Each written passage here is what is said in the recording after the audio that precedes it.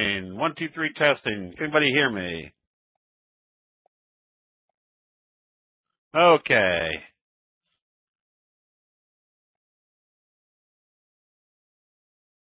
All right, Jim, are we all set up all right?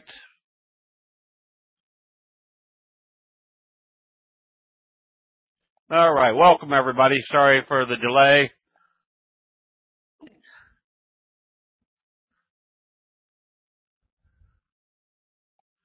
Let's get us to the Dow Jones. All right, as we can see in the Dow,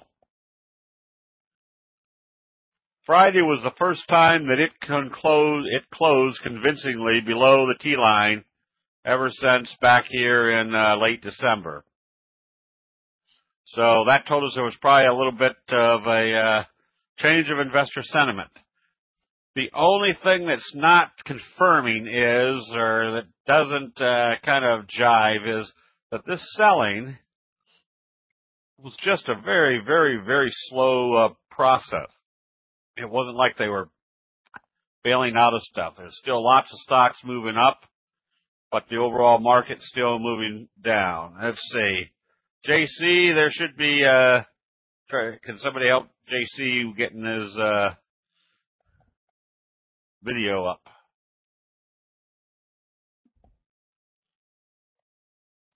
So anyways, if this was supposed to be a market where things were just a one-day sell-off, we shouldn't have seen a down day today, such as we saw back here in the NASDAQ a few weeks ago, where we had a big down day where it closed below the T-line. However, the next day they opened it right back up and took it back up above the T-line. This obviously is a different dynamic, which I suspect if there's more selling, they could take it. They're going to take it right down here to the 50-day moving average.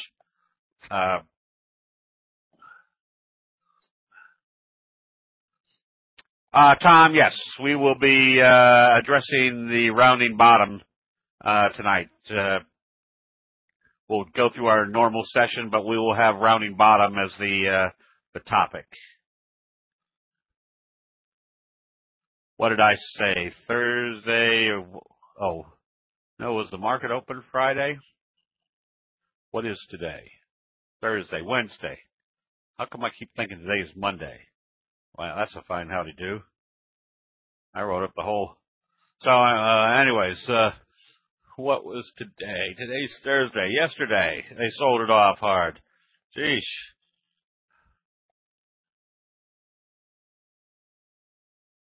All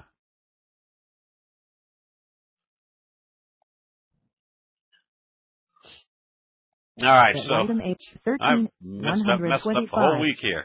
So this was the first day. Yesterday was the first day we had this close decisively below the T-line other than this one here.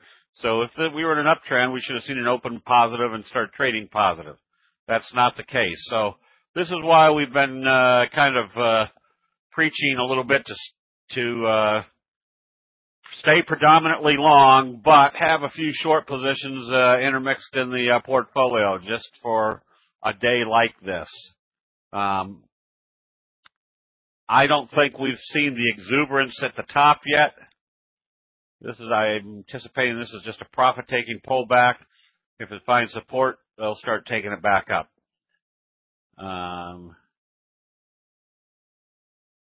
Let's see.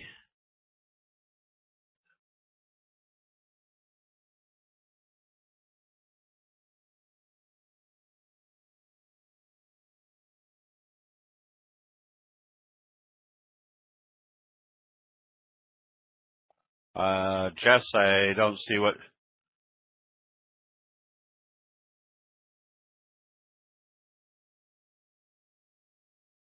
Okay, let me go back up here and see what I need to clarify. When mousing over the pattern speed goes, so okay. All right, I will do that. Okay, yeah, anytime you see me moving too fast or talking too fast, moving cursor too fast, just let me know. I'm just so used to moving around on the screen. All right. So anyways, this does change the dynamic of what the market should be doing. So no, Brian Scott unfortunately had a death in the family, so we've had to postpone his session. So he will be back on, but he had a relative pass away this week. All right, so with that, let's get through what's going on in the commodity area. The crude oil. This is just great. Crude oil. Well, shut what's happening here.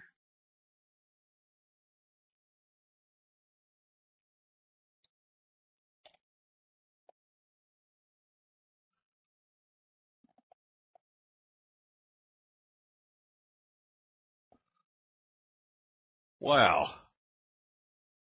Yeah, things were going so well.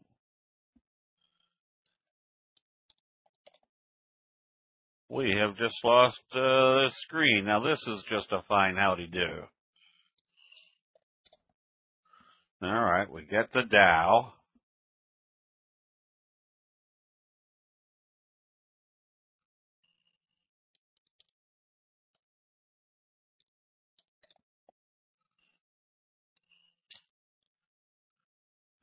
Okay, that's feeder cattle. I don't know why we're not getting the other.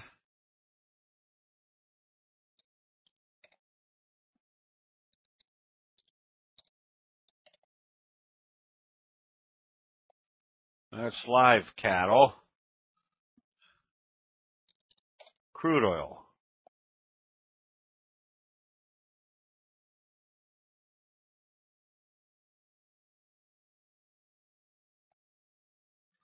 Okay, oh, we can't see the. There we go. How's that? But for some reason, we are not getting what's happening here.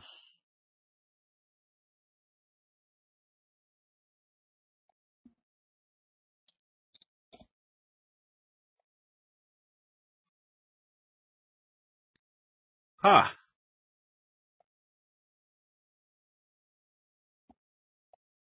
Well, we may not be. All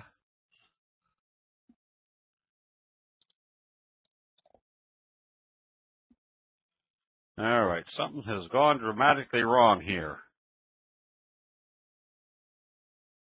Let me see if we've got stocks.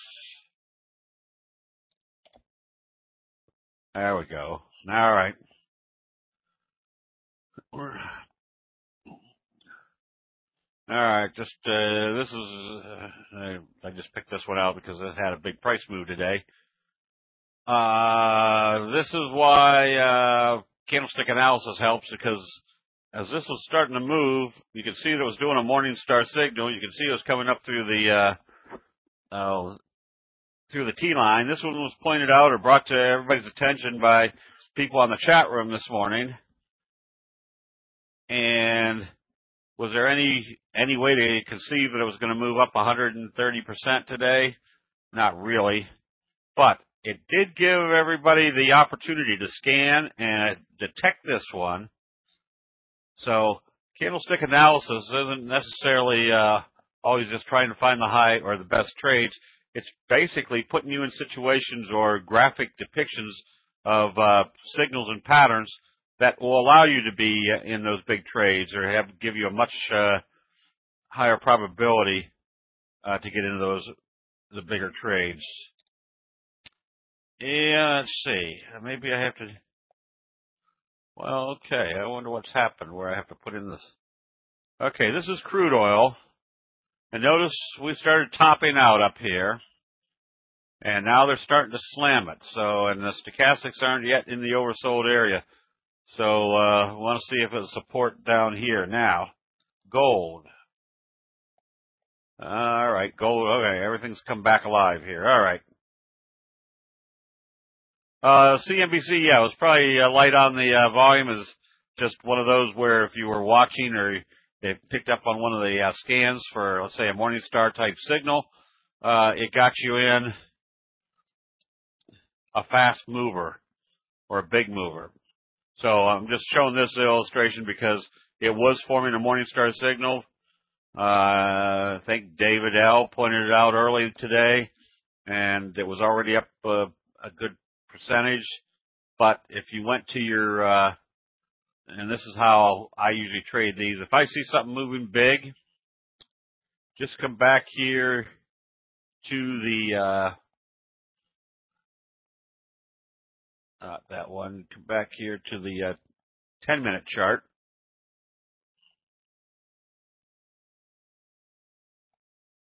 And as long as it stays in above the T-line in the 10-minute chart, so if you're seeing something that's moved up this much, let's see if I can do this elegantly.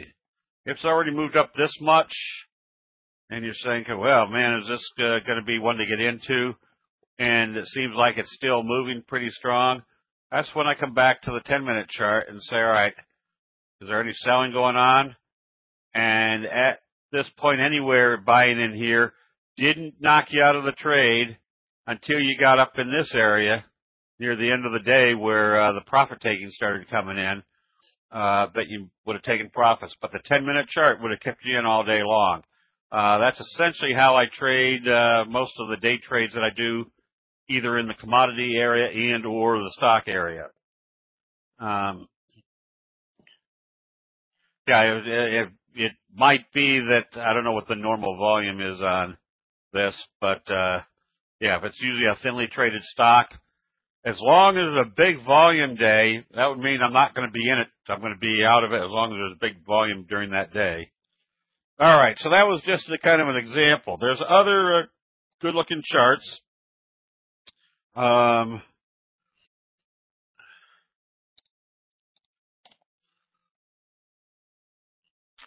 Whoops, we're still on the 10-minute chart. Notice we got kind of a kicker signal in MKTG. Now, where do you think MKTG is going to go from here? Probably a 45-degree with the same trajectory as here, coming off of here, off of that kicker signal. These are just very powerful trend reversals. So bought this one. And so this is a question of, do I want to buy a stock that's already up 10, 15, 20, 30%? If it's forming the right signal, there might be another 200, 300% move in this afterwards. So the reason we want to know what's happening as far as a signal versus just a up trading day is if we can detect this as a kicker signal, that tells us we know the results of a kicker signal is going to be much more upside. No, there was no way to see that this was going to move up. So this is not a question of how do you detect. I mean, that's what we're going to go into in the rounding bottoms here in a few minutes. What we're doing with candlestick analysis is, number one, trying to detect when you can see a move about ready to start, and or if you see a move that depicts a strong signal, you know exactly what to do with it. A lot of people are going to say, I'm not going to buy a stock that's up 20% on the day. If it's forming the right signal, you get past that. Let's see. Now I can go back to the U.S. dollar, I think. U.S. dollar's been acting, I guess we can get it back to, it came up to the, so we're in an uptrend, but we're now up here at the 200. You got to see whether it's going to stay above the 200, and notice where it is also at the last peak. So now you watch to see whether the dollar's moving higher. Let's see. Did I do gold? Gold, it had a bounce today, but notice that this isn't really a signal. This could be what they call a meeting line where opens here, closes here, gaps down, and comes back and closes right at the same open. You're in the oversold area. So the prospect for gold at this point is that you might see a bounce back up to the T-line, but that's where you watch very diligently to see if they don't get through this, we're still in a downtrend. And I say still in a downtrend because notice what's happened to gold here for the last few months. It's been heading down. Now it's starting to pick up some steam to the downside. There was a kind of a support level here, and it gapped through that. So that's telling me they might be bailing out of this and out of gold and taking them down. The same scenario with silver. You can see there's a trend channel to the downside. Where's probably the target for silver? I draw a line right down through the bottoms here, which means we're getting close. Stochastics in the oversold area. I'd look for another big down day yet before it starts jumping back up.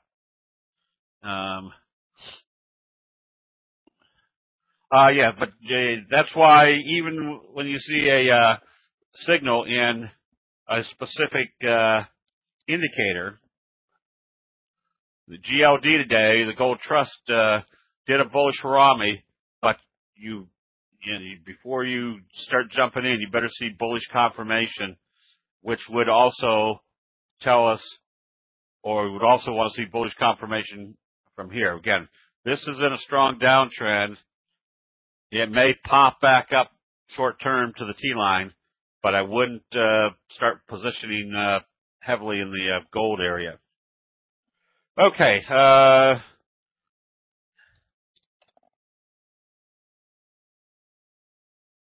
GDP, another breakout, pullback. Notice what they could not do. They could not close it below the open of where they gapped it up. This tells me this J-hook probably is in good shape. You want to be buying this one on positive trading using the T-line as your stop. This, remember, somebody was buying this, and then the exuberance started coming in, then the profit taking. Now, if they start back up again, that exuberance is going to continue, which is the message we got from right here. Okay, what about the rest of the commodities? Let's see if I can get to the rest of them. Let's see. Soybeans. Soybeans still kind of locked in this channel, but notice what this channel has done. From here to here, back up to here, back down to here, back up to here. Whoops, only halfway before the buying started in. Stochastic still heading up.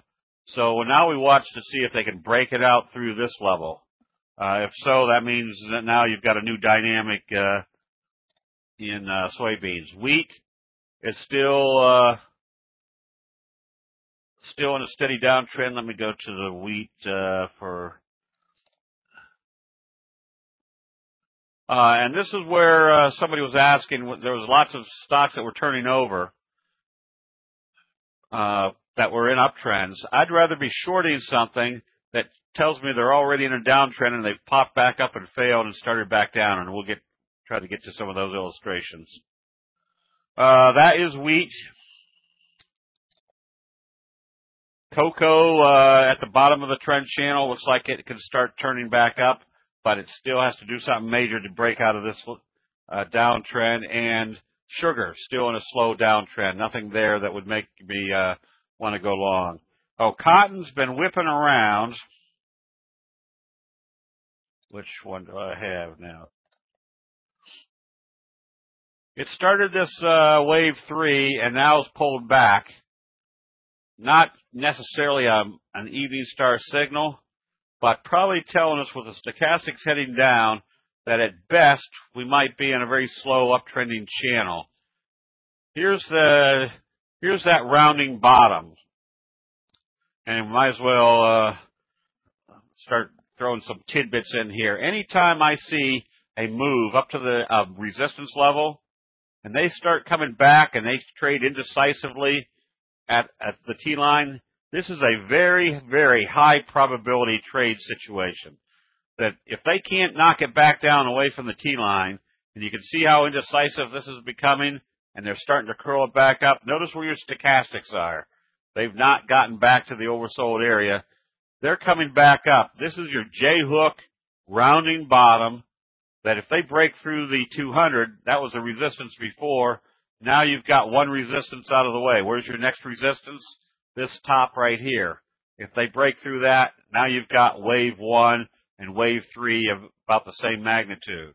Now what we were watching on cotton was that we had wave 3, which now becomes wave 1, going into wave 2, still looking for it to move up higher. But now what it looks like is instead of this being a fast-moving uptrend, This may be more of a 45 degree. I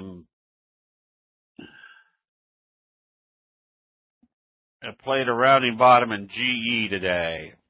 Well, this is what I call the T-line crunch, which, while we're here, we'll talk about it.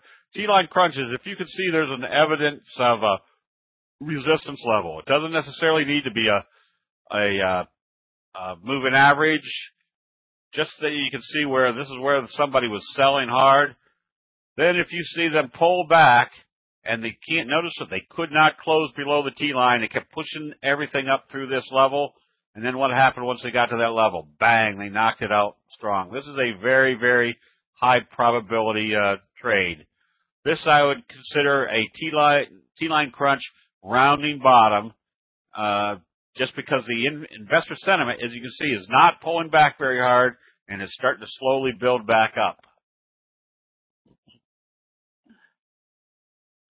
Okay, time frame. Ziggy, the charts that we're looking at mostly are the daily, but I could flip this to a 5-minute chart, and they're going to look all the same. The patterns are all the same. Investor sentiment, remember, candlestick analysis, the most basic statement of it is the accumulative knowledge of everybody buying and selling during a specific time frame. So whether you're looking at a 1-minute chart, 10-minute chart, daily, weekly, or monthly, they're all telling you what's going on during that time frame. Oh, I'm sorry.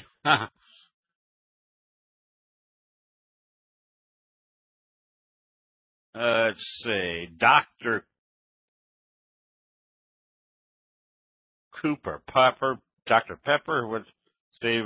We'll get to individual stocks afterwards. Don't worry. We'll stay here as long as we have people not snoring. All right, let's start buzzing through some of these. I want to get to the rounding bottom setup. So we did GDP. Line was another good-looking chart. Notice your belt hold. This is another. We'll do a belt hold session some night. The belt hold has very strong actions to it.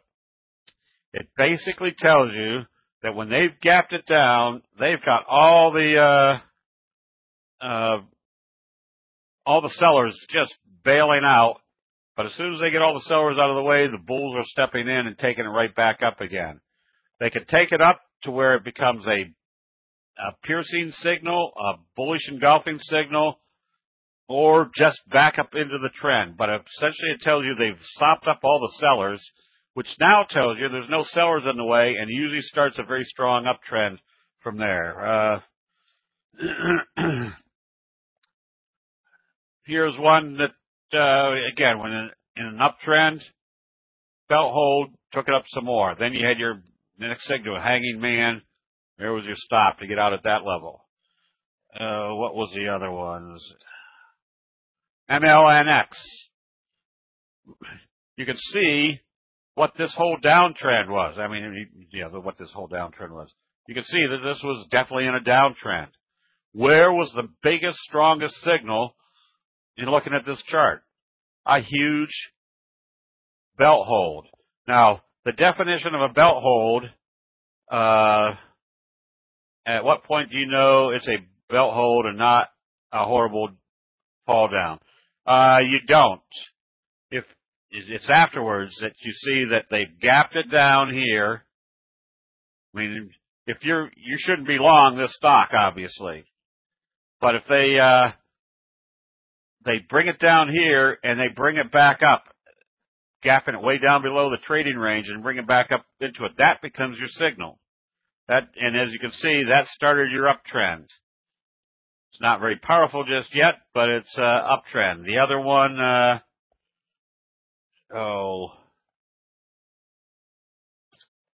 bah humbug. What was the other one that a recent belt hold? Oh, yeah, HLF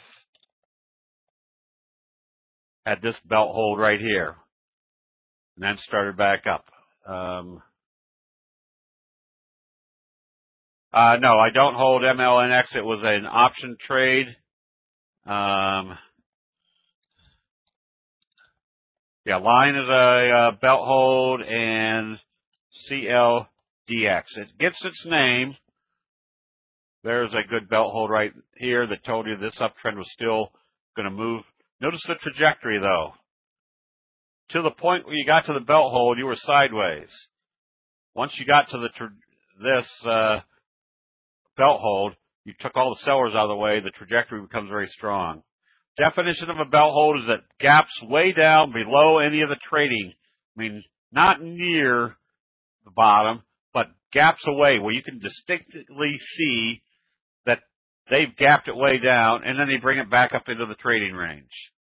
That's called a belt hold, and that's basically the two sumo wrestlers fighting in a ring. One's trying to back out, the other one grabs his belt and pulls them back in, and they're back to fighting again. Is not belt hold followed by a separate buy. Yeah, you want to see bullish confirmation after a belt hold. Now, the bullish confirmation doesn't always start right away, but that is a sell signal. What is a sell signal?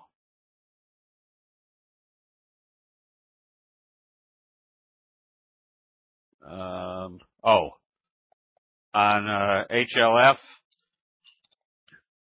Yes, you've got the belt hold going positive, and then you've got a belt hold going negative. So you probably want to be short this stock right now. What's this chart telling you? They couldn't get it past this level, and you're predominantly in a downtrend. Stochastic's turning back down. If this one opens lower, if this one opens lower, you want to be shorting this one. That's HLF. The explanation for take all the sellers out is that there's sellers, and then all the sellers are just saying, get me out of this. And down here, they're selling, but the bulls are stepping in and starting to buy. So they're sopping up all the rest of the selling. And now, once they get the selling out of the way, they start moving back up. Now there's no sellers in the way anymore. That's what starts your next uptrend. So this was a belt hold to the upside. Now you've got a belt hold to the downside. So you'd be short at that point. That's probably right. You've got too much NBC. We had another belt hold.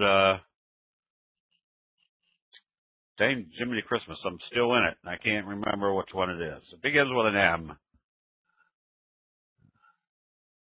Oh, that's good. It begins with an M. ESI.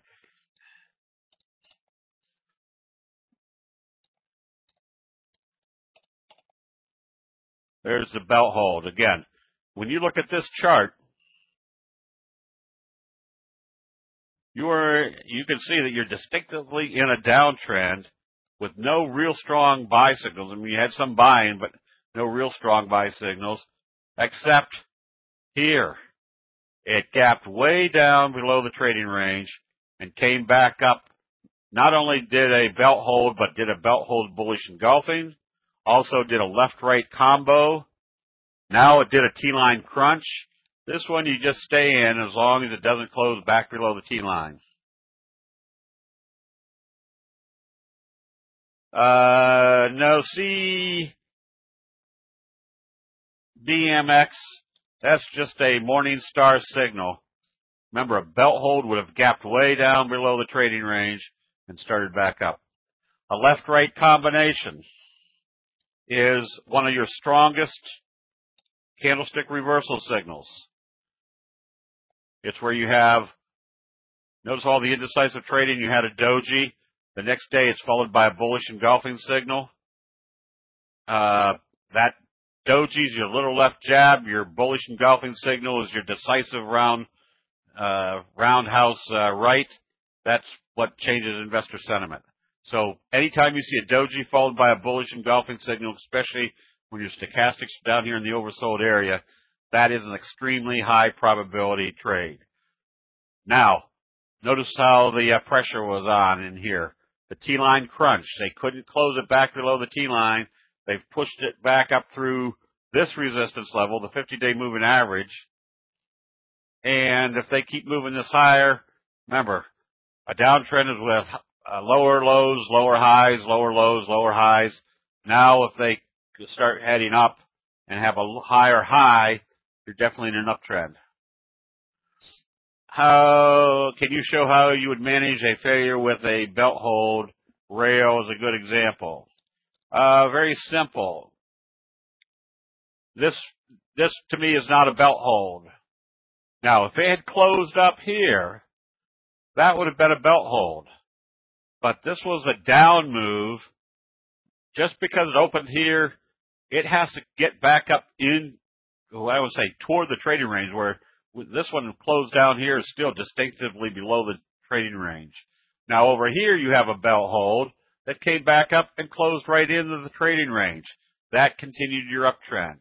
This was just a up day, and then when they pulled it back, again, this would have been a belt hold signal if they'd closed it somewhere up here. But the fact that sellers came back in, this one's telling me they've gapped this one down. There's probably still more downside to it. Okay, the setting for the T-line is the 8 exponential moving average. Just an excellent corresponding indicator with Bill, we'll get to rounding bottoms. Okay, let me jump ahead here. The T-line is just an excellent indicator to go along with your buying.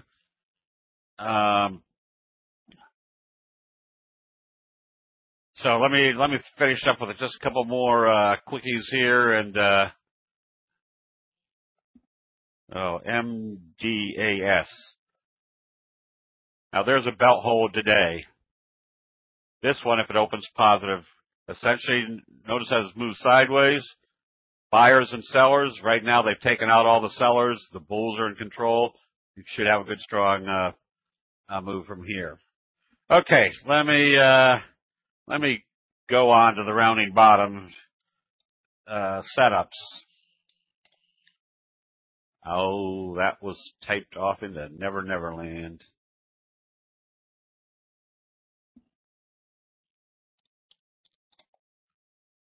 Rounding bottom looks like this. Just kind of a slow, what I call a slow curve. And notice how there's indecisive trading here. This is an easy way to detect when a J-hook pattern or a wave 3 is about to start, is they start pulling it back indecisively, flatten out, and start coming back up. This tells you this is investor sentiment building back up for a very strong move again to the upside. SPWR was one that was, what's happened here?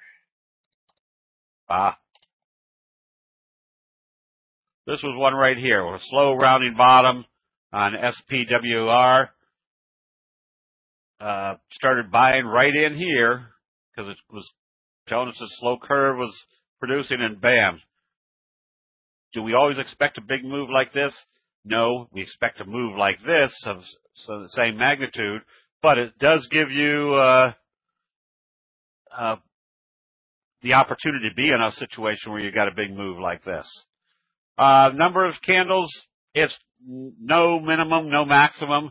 It's just being able to visually see the trajectory of a slow curve.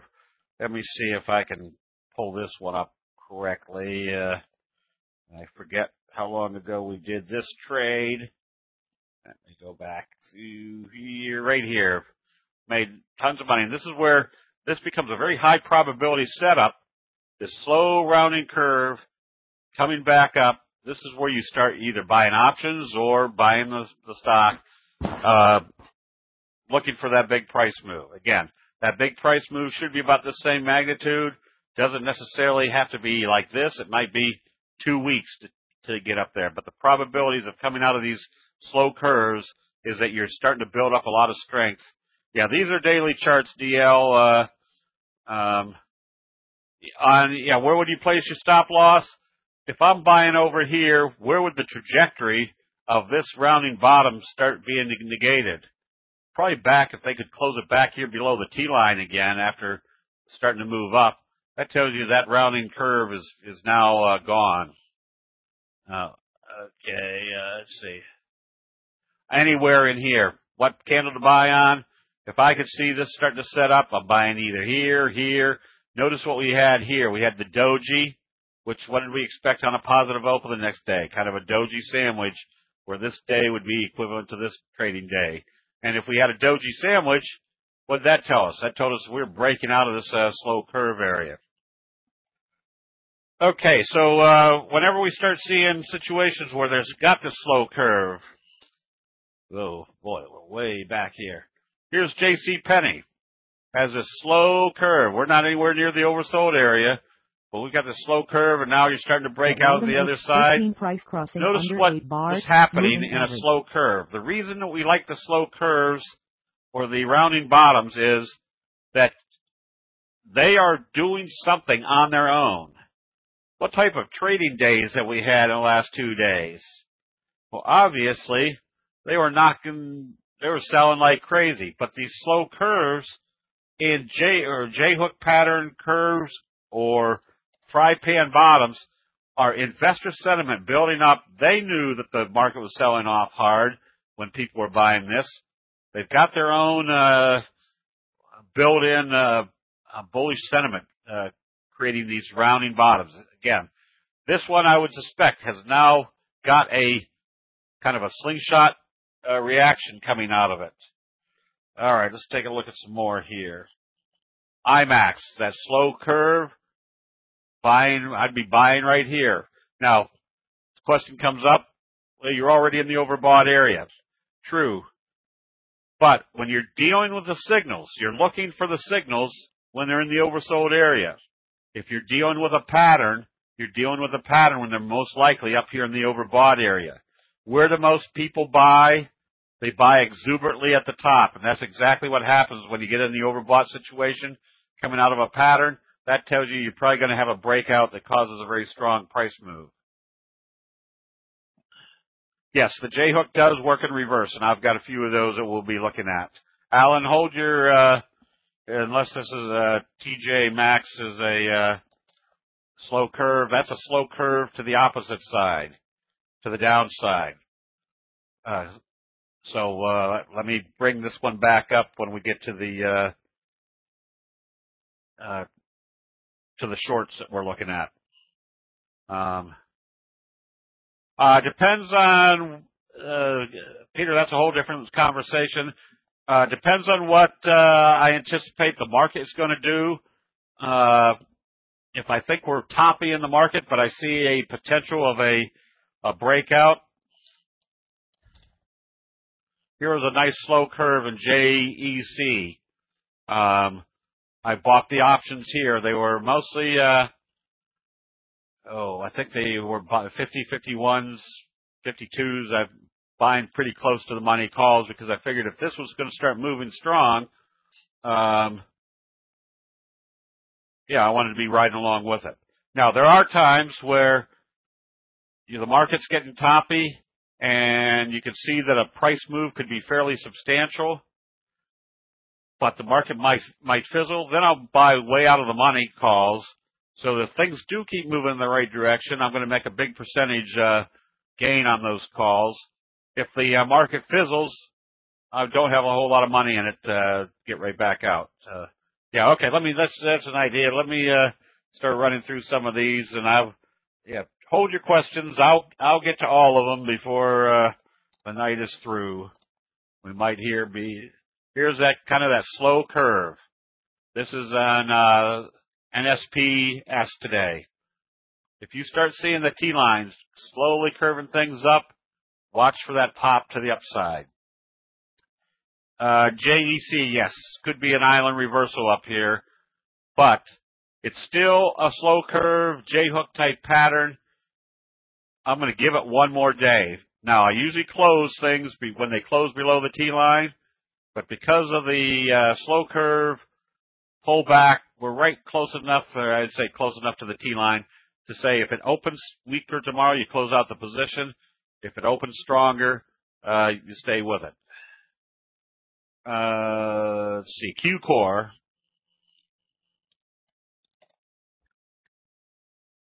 Coming out of this fry pan bottom. Notice out of this fry pan, here's the fry pan bottom, and here's your slow curve. Let me make this big enough where we can see it. So This is the type of reaction we expect coming out of, one, a slow curve, and two, out of a fry pan bottom. Where's the likely target? Probably up here at the 200-day moving average. Can it go above there? Looking at this one as a big upside potential, because notice what they did. They dropped this huge one time. That means there's very little resistance here. But if this one gets moving, they can pop this one 3, 4, 5 points at a time. And look at the base it's coming off of, this big fry pan bottom. And this is what instigated the buy, was the little rounding bottom at the end of the fry pan bottom. Let's see.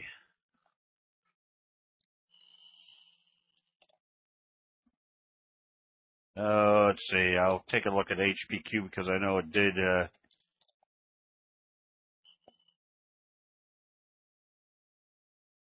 And now this one is still in play because it does have this rounding bottom. It fizzled, but now we've got a bullish engulfing signal. So essentially, we can see a rounding bottom attempt to fizzle, but we're not out of the woods yet on the upside because we're still above the T line.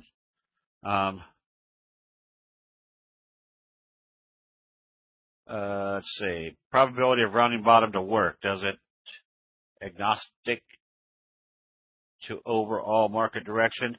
It's rounding bottom. Again, that's the reason we like them, or I like them, is because they do have less influence, or are less influenced by the market in general. Again, that slow buildup of investor sentiment is occurring even though the market itself is going in the opposite direction. For example, we just recommended MDCO. Nice rounding bottom.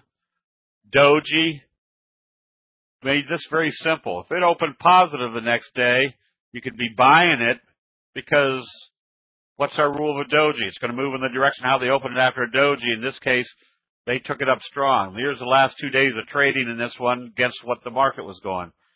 Any volume requirements? No. Basically, I'm only trading stocks that I know that I can get in and out of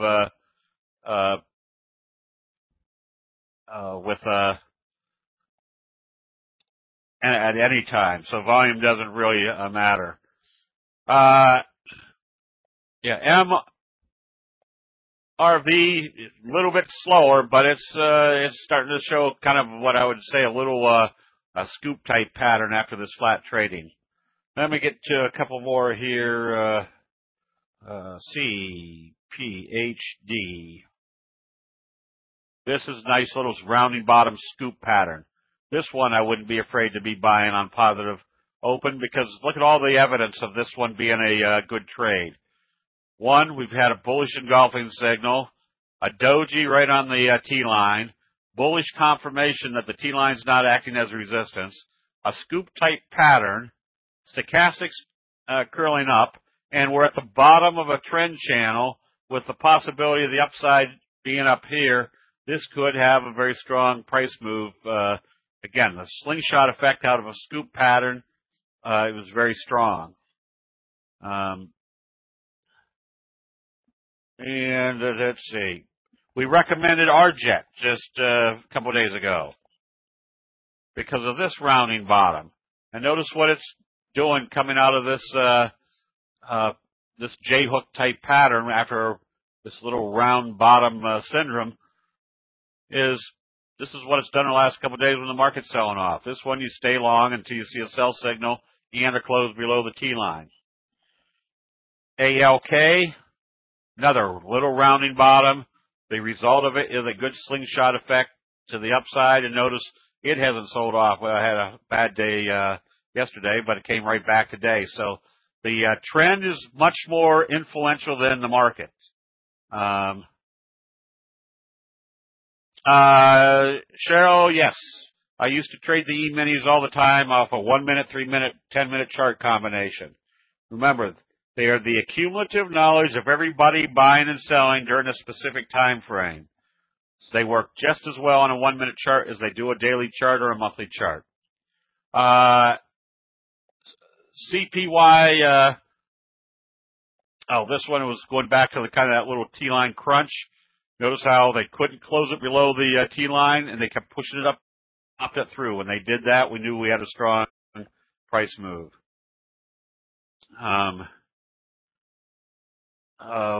What about high institutional ownership above 90%? Do you want to eliminate no matter the pattern of the signal?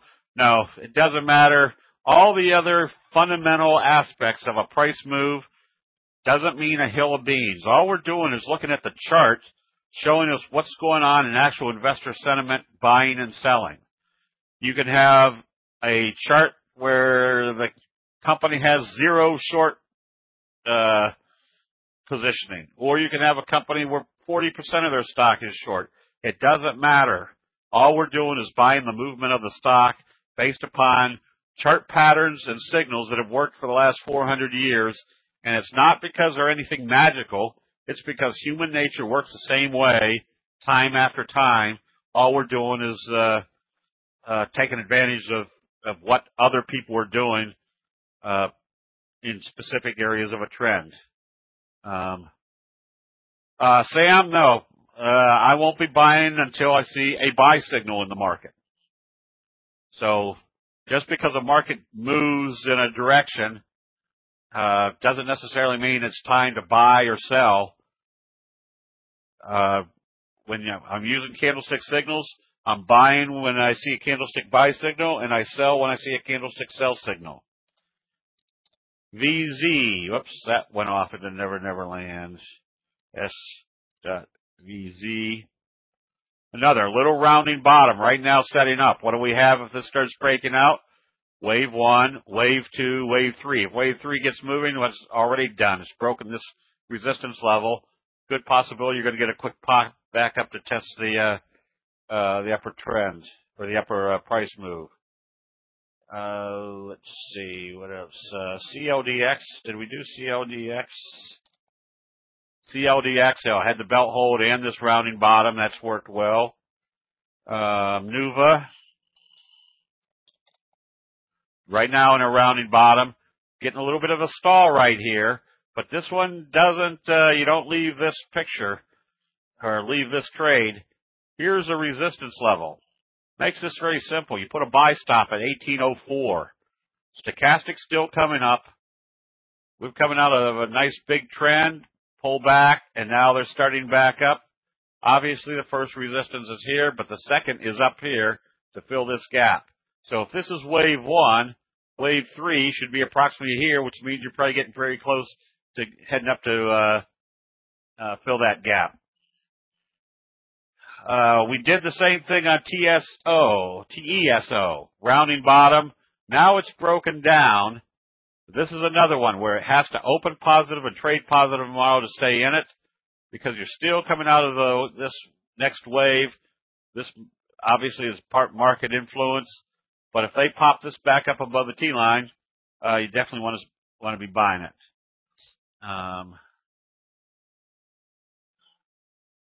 Slow stochastics. And the stochastics are just telling you where you are. Oh, there it was. MDCO. MDCO, this one I picked up options, because if this is wave 1, wave 3 should take us up probably somewhere into the $42, $43 area. Now, will it get there? No, but the odds of it getting there, or the probabilities, are extremely strong based upon the chart pattern. Here's that little rounding bottom that started this uptrend. So the fact that you came out of wave 1, started wave 2, now wave 3 should be equivalent to wave 1. Probably getting close. We're not there yet. I would imagine you're up above $8 is when you want to start looking for a real sell signal. Whoops, what happened there? Another kind of little rounding bottom breakout. This is exactly the type of charts you'd like to see, especially coming off of dojis back up through the T line. You always get a big move like this? No, but the probabilities are much greater that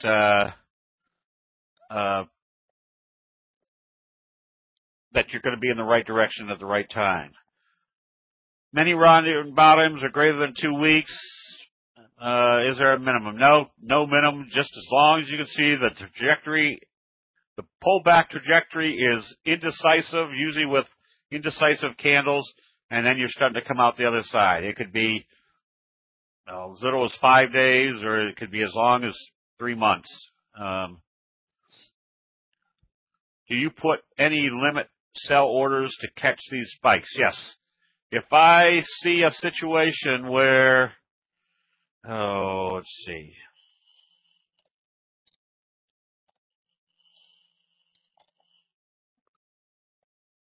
If I see a situation where I know where the breakout area is, and I don't want to sit there and watch it, I'll just put a buy stop a few ticks above that level. If it breaks out through, I know I've got a good price move. I'm showing this one because that's exactly what we did on this one, was put a buy stop right up here. Notice what happened when they got up to that level. They gapped it up and then took it up, which told you everybody and their brother could see that there was a resistance level right here, but they were gapping up to buy it, going into it. That told you immediately they weren't going to stop right here. They knew that level was there. They were taking it higher. Higher up. Once you get up higher, then you start picking a spot that tells you where do I start selling when I see a sell signal and a close below the T line. Or remember, the T line has one caveat, that you stay in it as long as you see a candlestick buy signal and then a sell signal and a close below the T line, except the further away you move from the T line, the higher the probability you're going to come back and test it. So if you're way up here away from the T line and you see a sell signal, take profits, because the probability is they're going to bring it back down. No, I don't give any consideration to earnings, because, again, the movement of the chart is based upon the cumulative knowledge of everybody buying and selling that stock. So if they're buying going into earnings, that means somebody that's probably a lot smarter than me knows what's going on, and they're buying right before the earnings. Another rounding bottom. Notice the last 2 days didn't affect this price movement. Still heading up. You ignore stochastics because they're usually going to be up toward the overbought condition. And that comes back to the very simple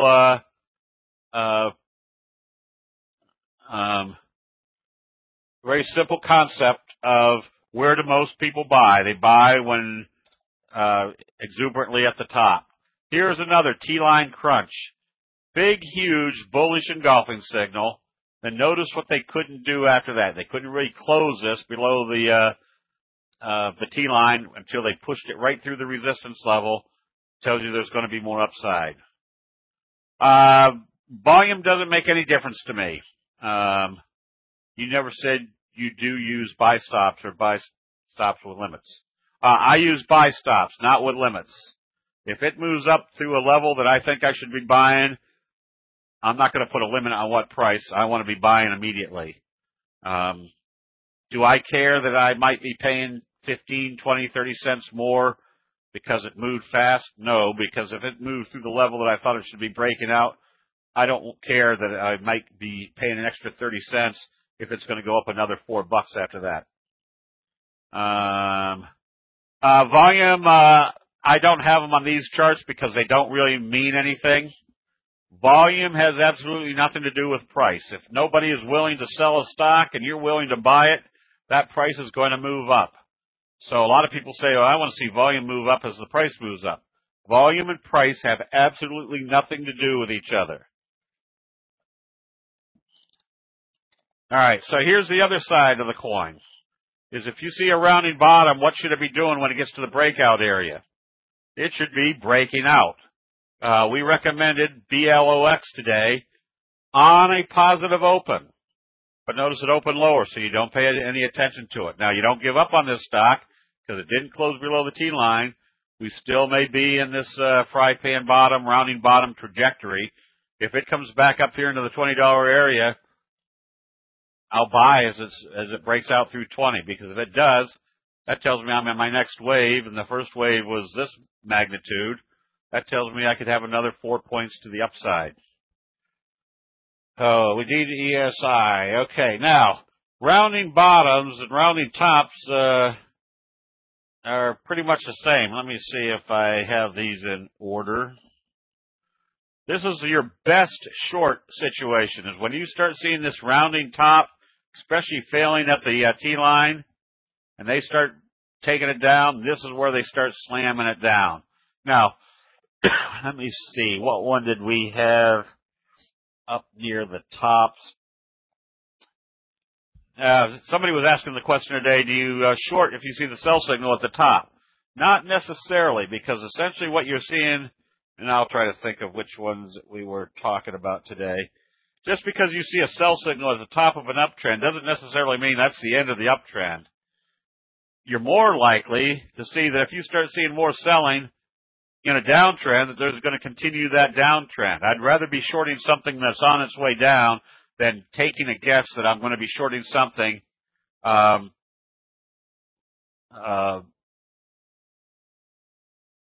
now I forgot what I was saying. That's what I get for reading. And I'd rather be shorting something that's already shown me it's on its way down and starting to show new evidence there's more selling than to find something that's up here at the top that might head down, or it might pull back and continue up. Another example right in here, or right here. I'd rather short something knowing that it's in a steady downtrend. Okay, let's see, IAG. Whoops. There's that nice rounding top. Tells me the enthusiasm is starting to the downside. Oh, somebody just said that was a bullish signal today. It may be. So if I was short and I saw this bullish harami, what would tell me that the bulls were starting to take control? A positive open. Now, if it opens flat and flounders in here, what is my other evidence? My other evidence is we're still in a downtrend and we're still below the T-line. I'll stay short until I see a bullish signal confirmed. Now, does that mean the short trade is over? No, they may just be bouncing it up here to the T-line. If I see them fail, I reshort it. That's why we recommended TLV today. So somebody asked, well, what's the difference between a sell signal and an uptrend and this one? This is the top of the uptrend. However, notice what the stochastics are doing. We've had a sell signal hanging man, little shooting star, another big shooting star, hanging man, bearish engulfing, closed below the T-line. This doesn't tell me the uptrend is just pulling back. This tells me the selling has come in. So we shorted this one on weakness with the expectation that with the amount of left in the downside on the stochastics, we could probably at least come back down here to test the 50-day moving average. ANV, another one that had kind of the slow rounding top and then started breaking down. This is where you like to get into these, where they start breaking down. Here's a doji right on the T-line. What's it have to do to be positive? It has to open positive. If it opens lower, which way are they taking it? They're still taking it down. So if they're rolling this over, that means everybody's going to get panicky and sell it off hard again.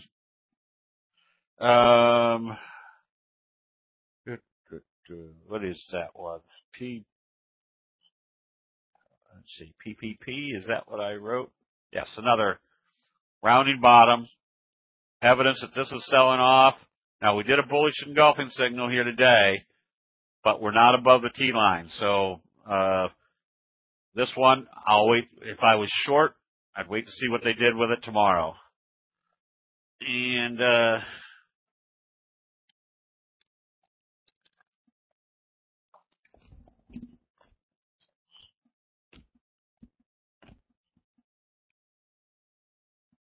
who wrote that symbol? Is that GEF? Oh, this is a nice little rounding bottom. Is that the symbol I wanted? Maybe a CEF. Oh, no, this one, rounding. Notice how they were failing here at the T-line, they're rolling us over. Anytime I see them just start rolling over and have a doji just below the T-line, That doji is such a powerful information piece to tell me which way they're going to take it. If they gap this down, what's your best friend? A doji followed by a gap. And that gap down tells me they're still taking this one down hard. And GDX. Same scenario. Rolling over. This is where you start shorting on a gap down. This told you that they were coming back up to test it, but then they gapped it down again. That's just money in the bank when you can see that type of setup, and they're still gapping it down from a doji. You're going to be making more money to the downside still. OSIS was another one that's just now rolling over. Notice it did a little gap down today. If this one opens weaker tomorrow, you definitely want to be shorting. Stochastics rolling over, a failure of the T-line, wave 1, wave 2, wave 3 could take you all the way down into this area. And LVNTA. There's your belt hold, bearish engulfing signal. Notice how they gapped it way up out of the trading range, brought it back down. Now, remember, anytime you see a candlestick signal, the more significant or the bigger that signal is, the bigger the probability that investor sentiment has changed. This one is still a short. You stay short until you see a buy signal. But obviously you're coming to the support level and your stochastic getting in the oversold area. So if you were short this one, you'd stay short as long as it doesn't close above the T-line, and you be a little bit diligent, watch a little bit more diligently once it gets to the 50-day moving average. Here is SCSS rolling over. Now we've got that doji right here. Makes this very simple. If they open this one lower, you're probably going to have a doji sandwich, which means the next move would be the same move as that. Just even on a day trade, you could pick up 5% on that trade. How do you short stocks options? You either sell the stock or buy the puts. It all depends on. Now, on something at this price level, I'd probably just short the stock. Something at this price level, I'm probably more apt to go ahead and buy puts up here at a $55 price. Let's see, HEE. Another slow rounding top. This one you stay short as long as it doesn't close above the T-line. What's the potential move? Same move as here. Probably could take you all the way down to the 200. SREV, which was one that we've been looking at long. It did have a fry pan bottom, but then failed right here. Got back up to the top and failed again, and we're back below the T-line. So now we've got the rounding top going this way. But if this one opens lower, you can be shorting it. It probably tells you they're taking it down pretty hard. And back to TJ Maxx. This one's very simple. You've got a doji today. Your stochastic's still heading down. This is a good possibility that if they open this lower, you could have another big down day exactly like that, your doji sandwich. Your resistance level, your support level, this is one area to look at. The others would be getting through the 200. You've got a gap to fill down here, which means if they took it down that far, they're through the 200, they could continue to take it on down. Okay, some more shorts. Facebook. Yep.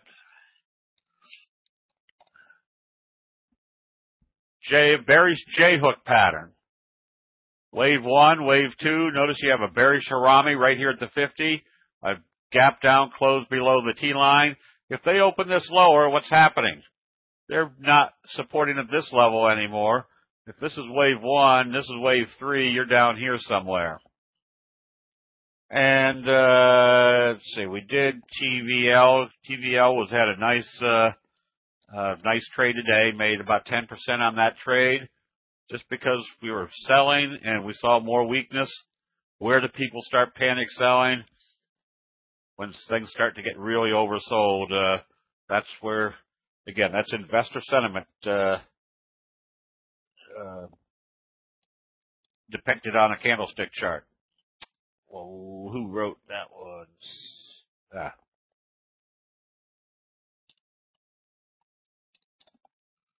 Another nice rounding top with a doji. Tells me if this one opens lower tomorrow, they could take it down that same magnitude. If they did, now they're down here testing the bottom. Wave 1, wave 2, starting wave 3. Stochastics heading down. And GPOR, another one somebody pointed out in the chat room. This gap down, came up, tested the T-line, couldn't get there. You can stay short on this. Stochastics still heading down. If they start popping this down, there's still a gap right down here that needs to be filled. People say, well, when something gaps, aren't they going to come back and fill the gap? Someday they will. It may be 2 weeks, 2 months, 2 years. At some point, they'll probably come back and fill that gap. All right, a couple more things back on the long side. The insurance companies seem to be holding up well. There was a little kicker signal today on MHLD. Also kind of setting up, now a kicker signal obviously is your strongest signal of all the candlestick signals. So if you see that and they start moving that up, what's your whole pattern look like? Looks like a J-hook pattern setup. What is this? PRE. Another little J-hook, PRE, setting up nicely. And there was another one down here. Oh, it was RDN. RDN is still moving up nicely, holding up well. So this one still in an uptrend. Notice how this came out of this little rounding bottom and then started breaking out. Then another little rounding bottom started breaking out. Let's see. NAT. Want to keep an eye on this one because if you take your little trend pointer, where's the trend? You can pretty much see there's kind of this wedge formation setting up that at some point when these wedges get thin, they're going to break one way or the other. Let's see, not that. And that same scenario goes with SRPT. Oops, trend. You pretty much draw a trend line down through here, kind of a trend line up through here. If this breaks out one way or the other, which looks more like they're trying to break it out to the upside, that usually produces a very strong up move. And IRWD, this one has got this nice rounding bottom. You've got a doji, makes this very simple. If this opens positive, you want to be buying immediately. If it opens negative, what are they probably doing? They're probably coming back to test the T-line, so you don't want to be in it for the next few days until you see what happens at the T-line. FN or FCN, another one that came out of this nice rounding bottom. This is a fry pan bottom failure, but then they took it right into what we call a scoop pattern, and it's worked out very well. Now notice today or yesterday sold it off. Today was indecisive. If they open this positive, you want to be buying because what happens coming out of a scoop pattern? A very strong price move. What happens after a strong price move? Possibility of a J-hook pattern. So this could be the next setup. And I think that's about all I've got. Again, just try to illustrate that every time I see a rounding bottom, especially in this market, that means enthusiasm is building up and there's going to be some more upside to it. All right, so is there any questions on rounding bottoms that I didn't clarify?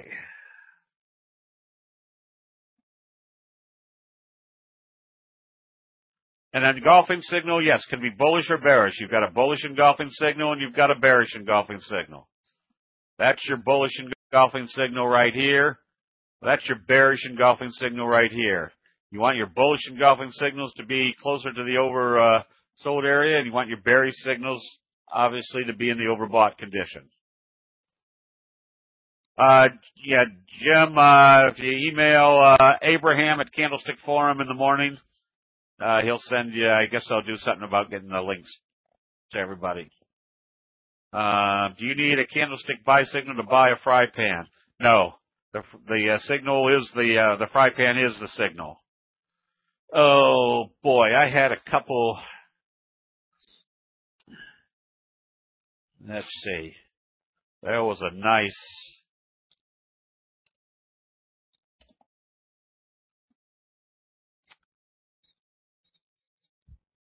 No, this one now is a good short.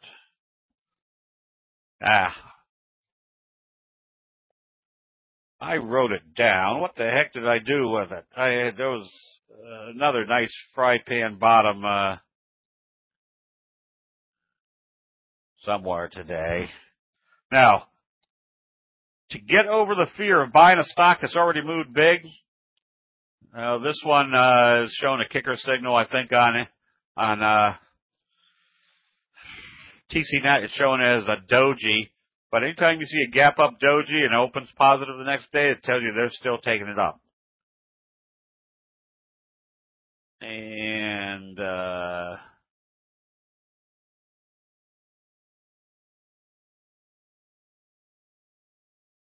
Goofy Golf, we don't know. Somewhere for members, it'll be available to members right away. For non-members, we don't know whether you want it or not. So that's why the non-members will have to request it.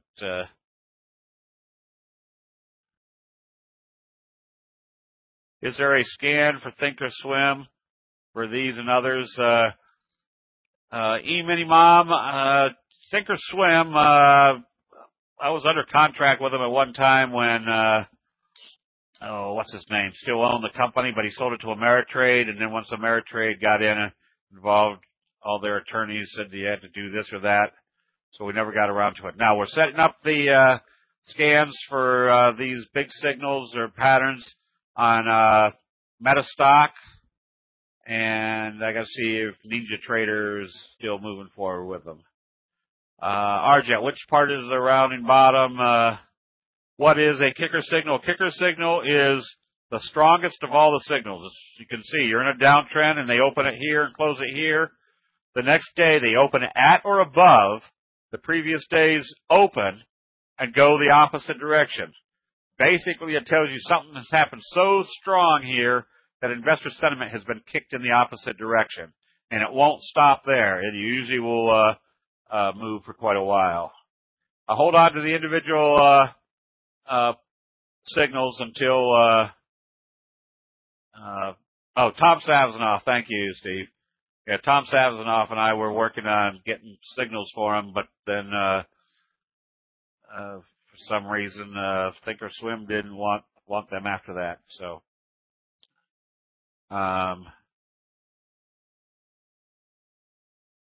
yes, sir. We're working on the scans for TC2000 right now for the fry pan bottom. TradeStation, I haven't done. TradeStation, we were getting set up with. We just probably won't get to them in time until the end of the summer. This is more of a rounding bottom, J-hook. Now, a fry pan bottom is usually a big, long. The rounding bottom is usually what I consider more of a short situation. Yes, Jules, they are with Metastock. As a matter of fact, we are working on them this week. We've been going back and forth trying to fine-tune them as far as their formulas.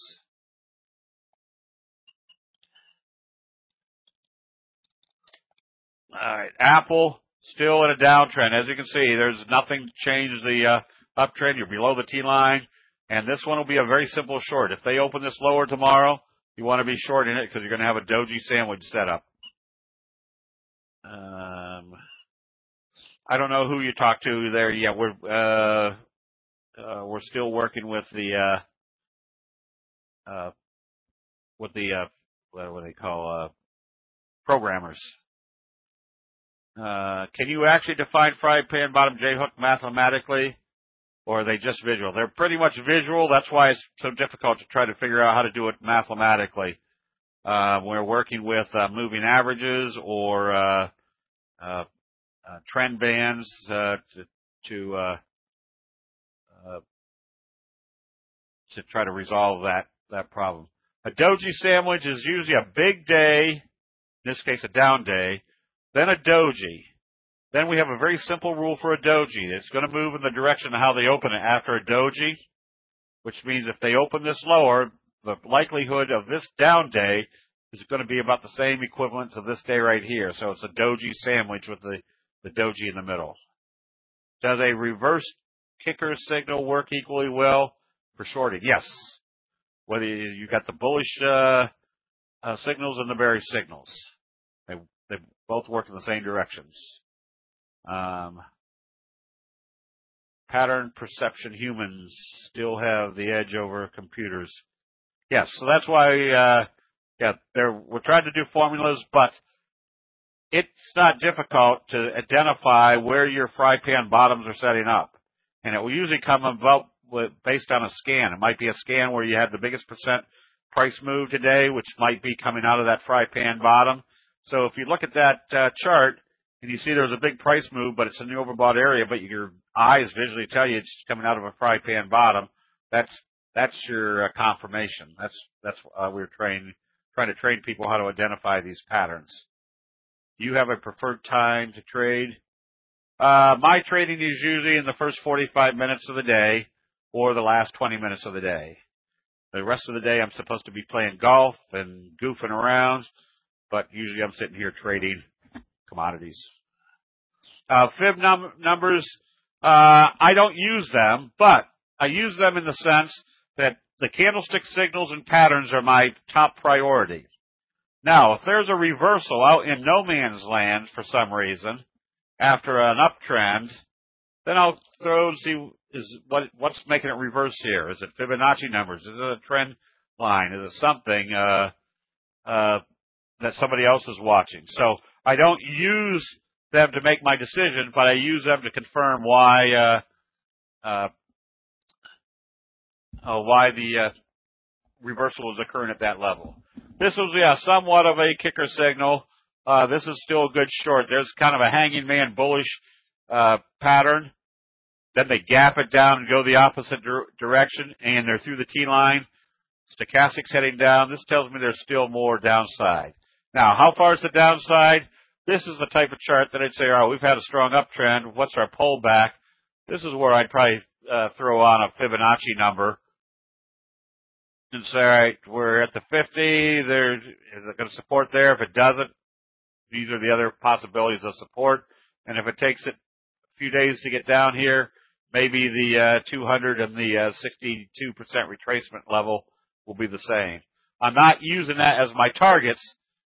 The signal will tell me when it's time to buy. Then I can see if there's a reason why people are buying at that level. Is it time to buy the short funds? Whoops, that's not what we wanted. We wanted .EDZ. This is the short fund for the bear emerging markets. That's a left-right combination with your doji, bullish, engulfing. Now we have to see whether it's going to confirm or not, and that will be easy to see with what type of pre-market futures we see in the morning. Yeah, TZA is another one that has a bullish confirmation. But as you can see, you're in a downtrend. It takes a powerful, significant signal to tell you that there's been a change of investor sentiment. We'll get to individual stocks. What will happen is in a few minutes I'll say, Jim, do the double line, and when he puts out the double line, then you type in the symbols you want to see. I just want to make sure we're getting all the questions, general questions done. All right. Do you tend to buy mornings and sell evenings or vice versa. Depends on which way the market is going, Jess. Remember, in an uptrend, they usually take it down in the morning and take it up in the afternoon. The opposite direction, they take it up in the morning and take it down in the afternoon in a bearish trend. Let's see. Steve, try to pick a round bottom and go on weekly chart and see the pattern. Should be one of a morning star. Something along that lines, I would think, Alex, but I very rarely use the weekly charts because I'm not going to be in something. I'm a swing trader, which means my average trade length is somewhere between 2 and 10 trading days. What moving averages do you like for E-minis? The same as what you see on here. The 200, the 50, and the 20, and then especially the T-line. That worked just as successful for me.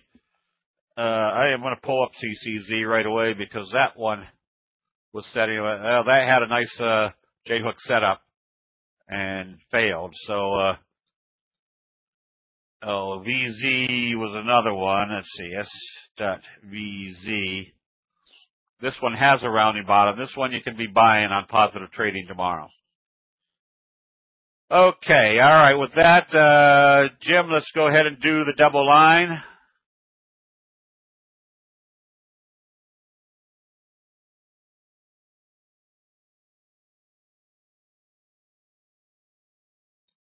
Oh, Jim, there you are.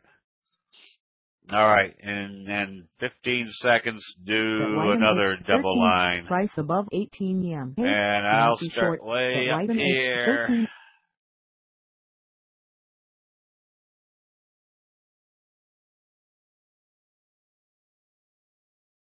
Do you hold a pick overnight in this market environment? Yes, all depending on how the chart ends up.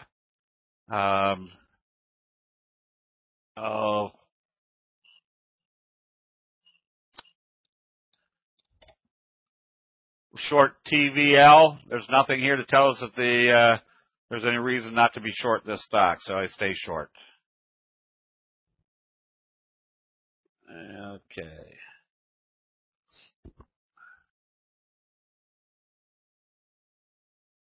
Judy, my trading is usually I do most of my buying and selling in the first 45 minutes of the day. And then I'll usually do any buying or selling, mostly selling at the end of the day on something that may not have worked. In between, and this is a whole nother session, is I'll put stop losses in. They'll be different on an intraday basis as they will be at the end of the day. Usually I'm using the previous day's open as a intraday stop that it shouldn't be coming back down to that level. End of day, it shouldn't close more than halfway down the candle that told me it's time to be in. Okay, let me start zipping through some of these. If you have questions, keep answering or asking them. I'll get to them. Netflix, you continue to hold as long as you don't see a close below the T-line. Now, you have a doji right on the T-line after a bearish engulfing signal. If this one opened lower tomorrow, you close out immediately because you'll probably have a bearish doji sandwich, which will take you down to this level. To stay long, you definitely need to see this open positive and trade positive. Notice the big breakout move. Then you usually have a 45 degree, what we call a 45 degree come after that. So as long as it stays in this uptrending channel, you stay with it, especially if it stays above the T-line. Win. Another one where they've tried to pull it back up, but anytime you see stochastics heading down, you see a doji hammer type signal, that tells you the bulls are trying to take control. That's why how they open it the next day is so important. If they open it positive, they've taken control. If they open it lower, you want to short it. They failed, and they're going to be taking it down further. And LinkedIn, same scenario. You're probably in a 45 degree as long as it doesn't close back below the T-line. S.CLF, This one you stay short. You have the doji gap down. You stay short until you see a buy signal. Stochastics are now in the oversold area, but notice stochastic can stay in an oversold area for quite a while if you're in a downtrend.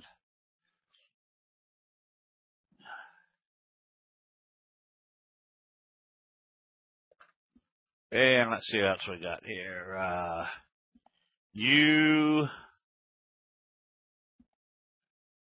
UVXY. Okay.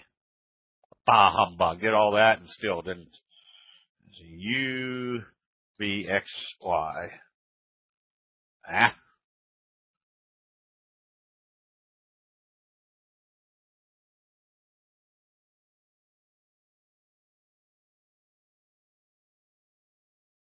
All right. Again, the bigger the signal, the more compelling your trend is going to be. There was a huge sell signal, took you into a downtrend. Now you've got a reversal, but notice that it's not a signal.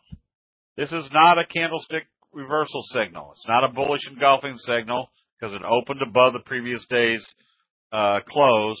It's an up day. If this had significance, the Japanese race traders would have given a name and told us what the significance is.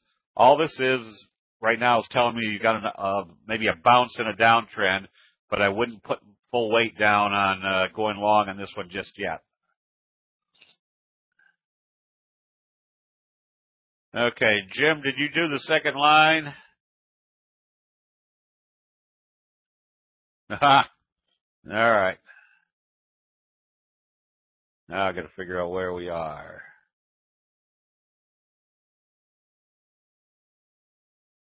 I'm lost. Let's see.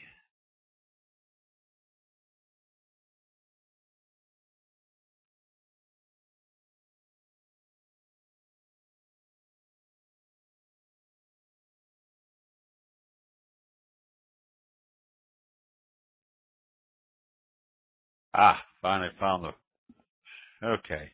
SRTY. Now this is a reversal signal. This is a bullish engulfing signal. This has more significance to me than the previous chart. ELLI, there's your bearish belt hold. Notice it didn't do a signal, it just gapped way up and came back into the trading range.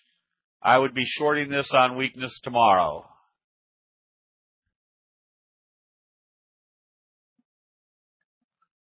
Remember, the bigger this signal is, the more compelling that there's been a change of investor sentiment. AMRN. What the heck is going on here? AMRN. Another one is rolling over nicely. Looks like a failure here at the 50. Notice what it did. Gapped way down. Just moved sideways until the 50 caught up. Now it's back below. This one you can be shorting on any further weakness. Starbucks. This one, doji type day. Makes it very simple. It's going to move in the direction of how they open this one tomorrow. But if you're short, I would stay short until I saw a compelling reversal signal and or close back up above the T line. TECS, that's a bullish engulfing signal. That one is more compelling with the gap up. But now you have to see it get through the 50. And ERY. All right, same scenario there. Did a doji. This will make it very simple. It will move in the direction of how they open this one tomorrow.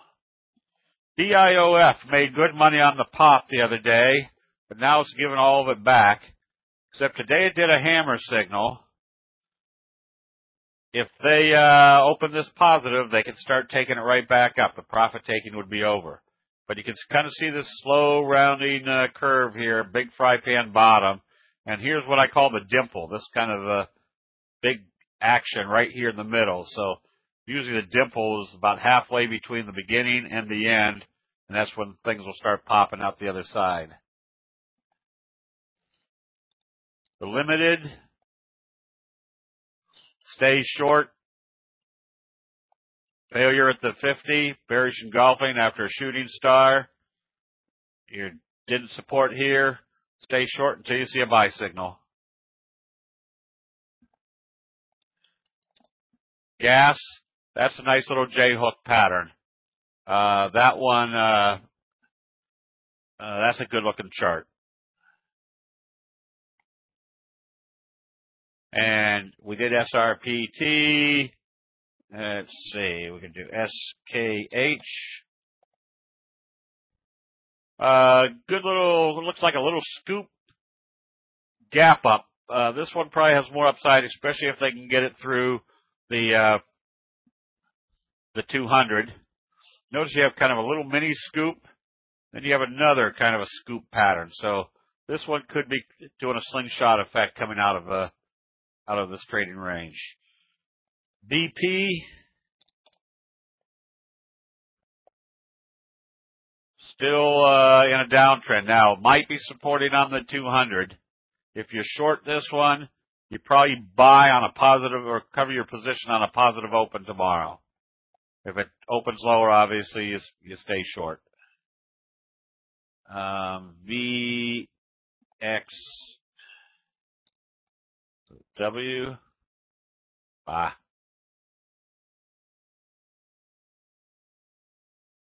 VXX. S.VXX.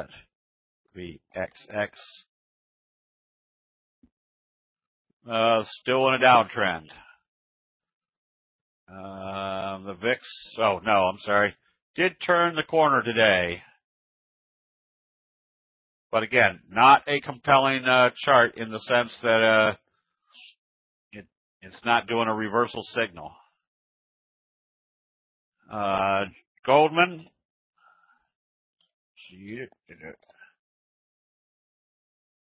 Another one that you probably don't want to short it. Again, you don't have a sell signal, which tells me this is probably just a pullback, not a reversal.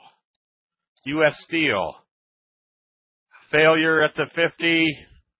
Couldn't hold at the 200. Wave 1, wave 2, wave 3 should take you down here to test these lows.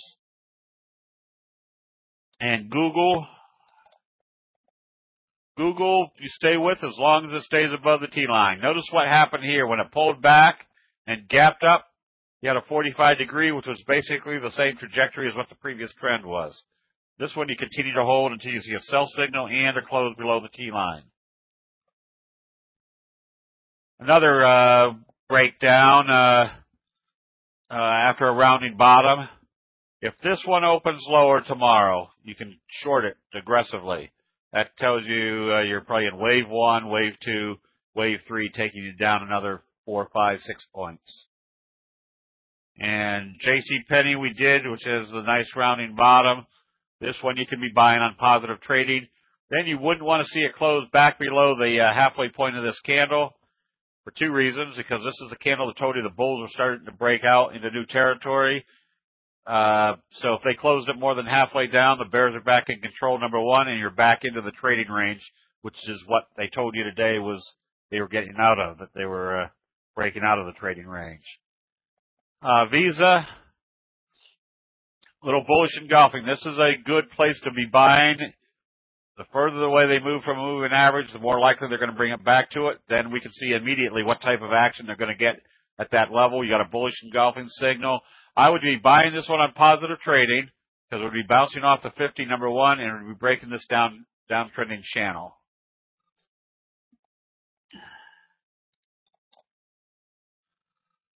Stay short on Whole Foods.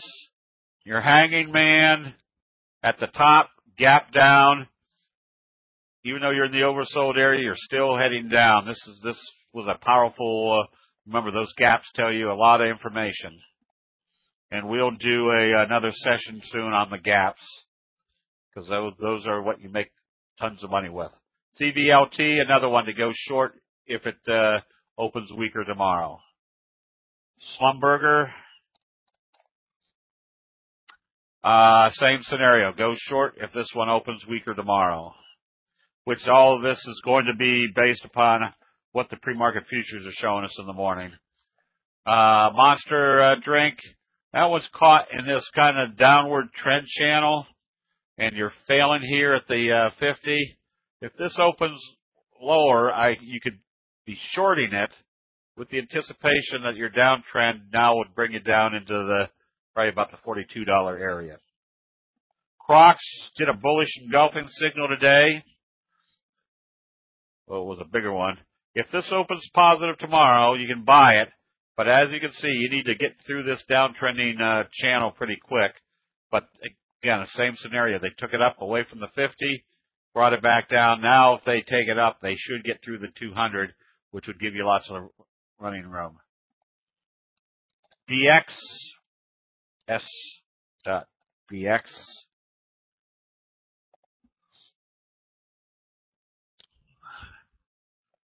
Very simple on this one. They're going to move it in the direction of how they open it tomorrow.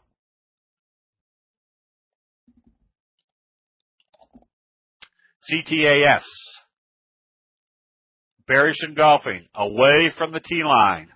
Told you they were bringing it back at least to the T-line. Now you have to see whether it's going to support here or whether they're going to continue to take it down. If they start trading low tomorrow, you can be shorting with the anticipation they're coming back to the 50-day moving average. GOLD, S.GOLD. I would stay short until you see a confirmed buy signal. KMB, stay long until you see a close below the T-line. And Toll Brothers. This one tried to pop back up today, but still failed at the 50. If they start taking this down tomorrow, this is a gap down from a spinning top. Stochastic's heading down. That's usually a forceful move. I would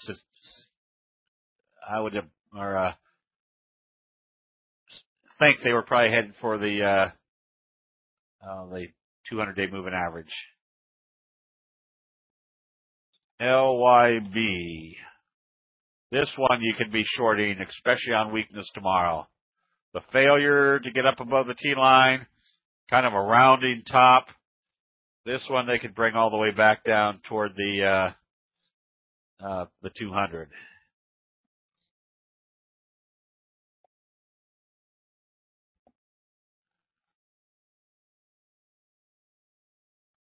Okay, let's see.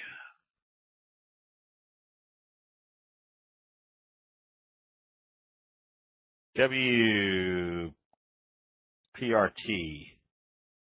The bigger the signal, the more compelling it is that they reversed. Notice that this was not in any real great trend. When they took it up, they did this huge evening star signal. I would be going short on this on any weakness tomorrow. That was WPRT. We did U.S. Steel, KORS.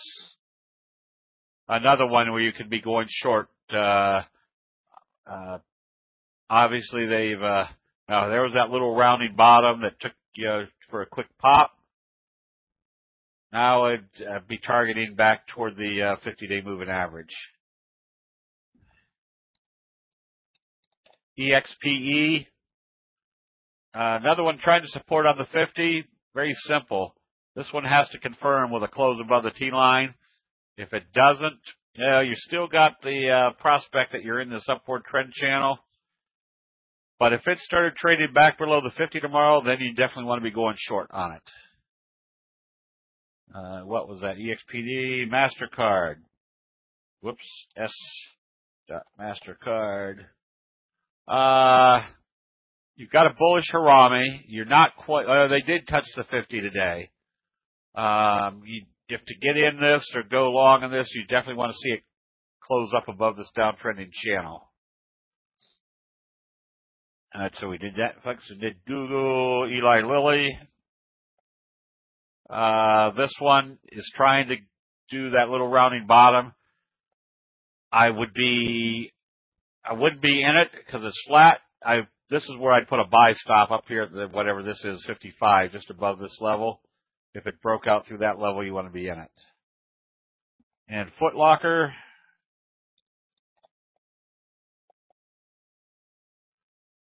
Ooh, Foot Locker, you're in, coming back up. So more than likely, if they bring it up here, they'll be back into a 45 degrees. So this one is going to tell you which way they're going to take it based on how they open it tomorrow because of the doji trading today. AUY, I would think is, that did a kicker type signal. But you still need, you've got a strong signal. You definitely need to get through the T line. So if this started trading positive after the kicker signal, I'd be more inclined to be buying it. RYTPX. I don't know whether I'm going to get that one. RYTPX.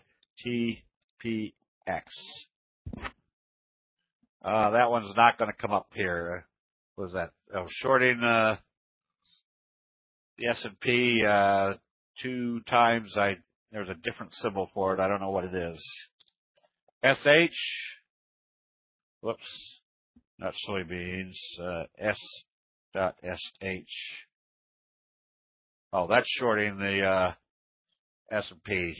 Again, this one did not do a reversal signal, just a pop-up. So I'm still leery yet whether they've changed investor sentiment yet.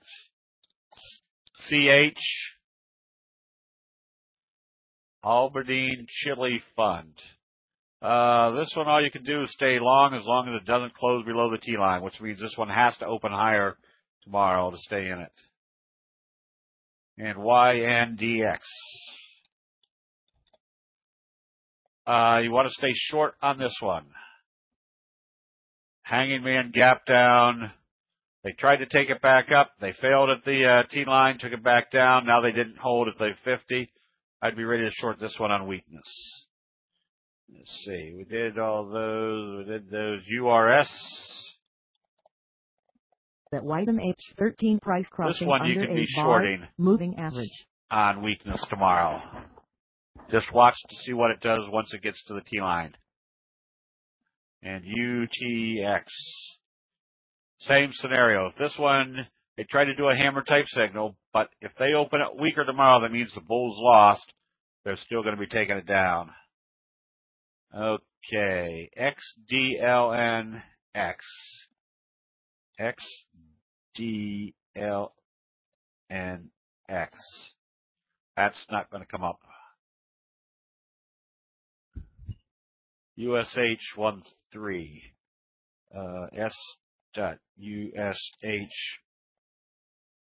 Whoops.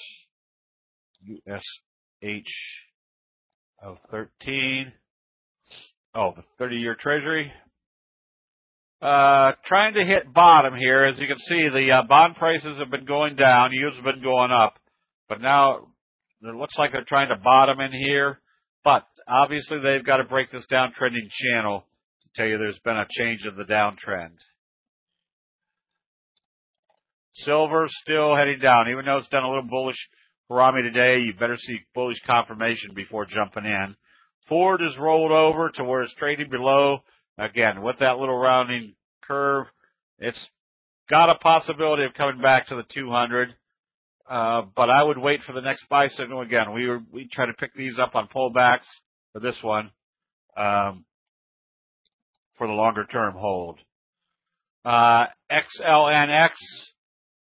I would short this one on any weakness. It's just hard to short the pharmaceuticals right now because all they have is one little smidgen of an announcement and they skyrocket. Amazon, I still would not be long or short this stock. It's just not going anywhere. It's sideways, and if you can't tell which way it's going, there's no sense giving up the advantages of being able to analyze a chart if you can't tell what the chart is doing. So that was a long answer to say I wouldn't be long or short that stock. Exxon, obviously, as an institutional trader, I don't trade this one because look what it takes to just get it to move 1.5%. It's just not worth. There's better things to trade out there. And I don't even think right now on a long-term basis that there's any good chart action that would make you want to be in this stock one way or the other. We did MasterCard. We did Whole Foods. NVS.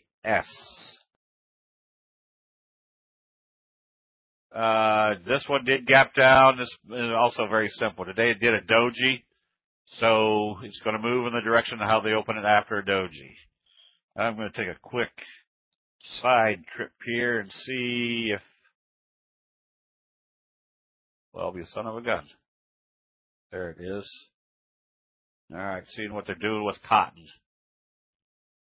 Not very much in the evening. All right.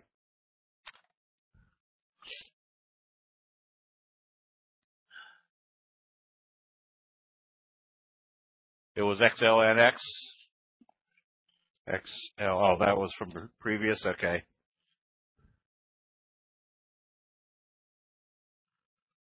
All right. What else we got here? We did VXX. We did EXPE. QCOM. We did. This one is still. Well, Shazam. We're having a little bit of connection problems here, apparently. All right, so we may just have to. There we go.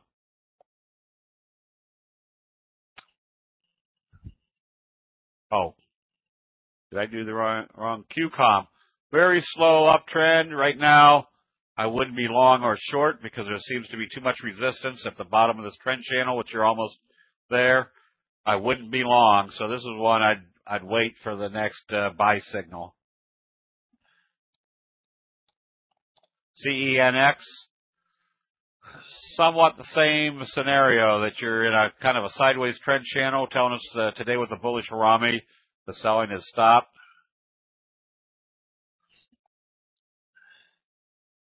I wouldn't be trading this one. That's just not a good looking chart. Oh, did I do that backwards? Apparently. QIHD.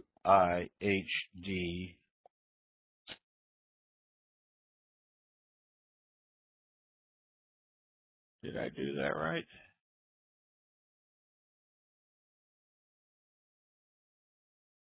Yeah, that one's not coming up for some reason.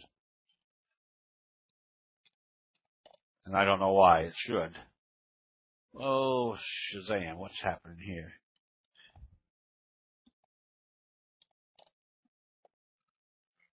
Okay. Let's make this one big enough where we can see it. Yeah, this is kind of a slow rounding bottom, or at least basing. But I'd want to see a good strong signal coming out of here to get back into it.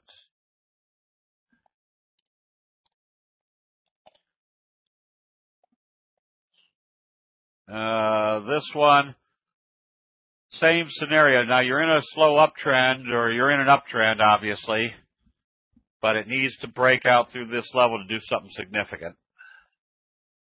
And Gevo's gotten whacked here for the last few days. This one was closed out when it came back down through the T-line. Now you're back down here on the 200. Still don't have a buy signal yet. So you want to see a buy signal to see if it's going to support at this level. We did Goldman. We did U.S. Steel. GE. GE, was that a green candle? Let me see. It opened at 315, closed at 326. All right, so it did a green candle. This one you can still be buying on a positive open as long as it stays above the T-line. Okay, Bank of America. This one you can be going short if it opens weaker tomorrow. Let's see. CBMX was the big mover today. Those are ones you like to grab. You don't catch them often, but if you get in the right place at the right time, they will definitely help the returns. Panera Bread, another one that I wouldn't be long or short. Right now it's basing right here, but for a percentage move, unless you're playing the calls or the options on this, to move back up here 10 points or so on a or 14 points on a $164 stock. You're still only moving 8%. I'd rather play someplace where the upside potential would be greater. HENC failed here at the 200, but this price movement doesn't really matter that much. You wouldn't be playing this one based on a trade. With it paying, what is it, still about 18% dividend, you definitely want to hang on to it. And Wine Gardens, which was moving up steadily, is pulled back here to the T-line. This one needs to open higher and trade higher after the shooting star type day yesterday. Let's see. CVX AMED. Another one that you want to be ready to go short if it opens weaker tomorrow. Kind of an inverted scoop. And QLogic. S.QLogic. This one's a pullback. Obviously, it's been supporting on the T-line all the way up. Now it's pushed through the 200, and it's pulled back to the 200. Even though it's trading below the T-line, it's not doing it with any conviction. It's a doji. Makes this very simple. If it opens positive tomorrow, you want to continue to buy, or hold anyways, and stay with it as long as it doesn't close below the T-line. AEZS.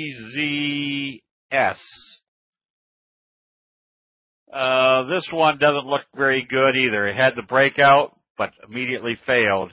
So there was a rounding bottom for the breakout, and the next day it told us they weren't taking it any higher. This one I would not be in until I see another buy signal. ISIS.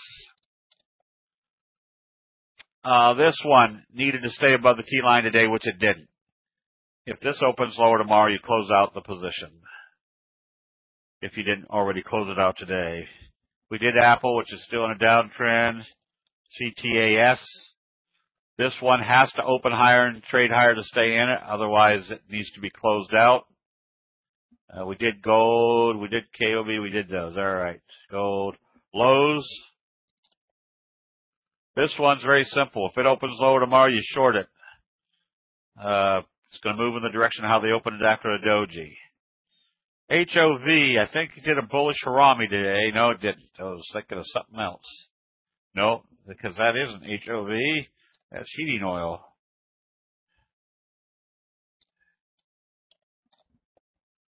Yeah, it did a little bullish Harami near the place it bottomed out before. So now you start watching to see if they start taking this up, especially if they close above the T-line. Then you can be buying it. Doug, which is the short oil and gas, another doji setup that if they open this positive tomorrow, you can be buying because it's going to move in the direction how they open it after a doji. We did Amazon CRM. S.CRM. Another one that can be shorted on weakness after a bearish engulfing signal. Notice how toppy it's been. Now it's, if it opens lower tomorrow, it's not holding any of the support levels. Moss.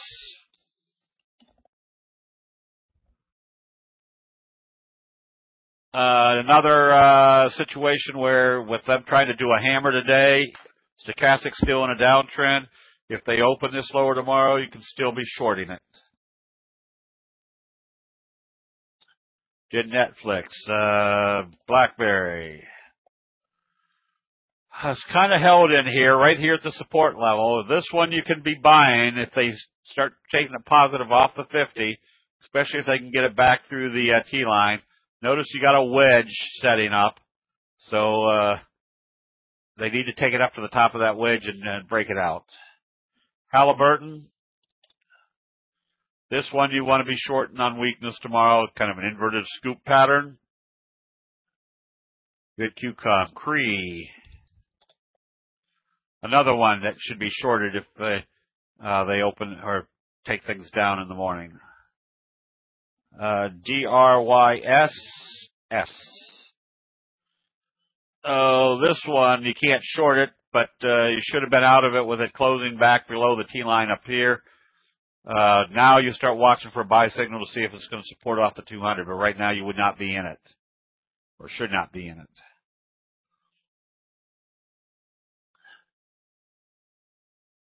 Lee Abraham at candlestickforum.com.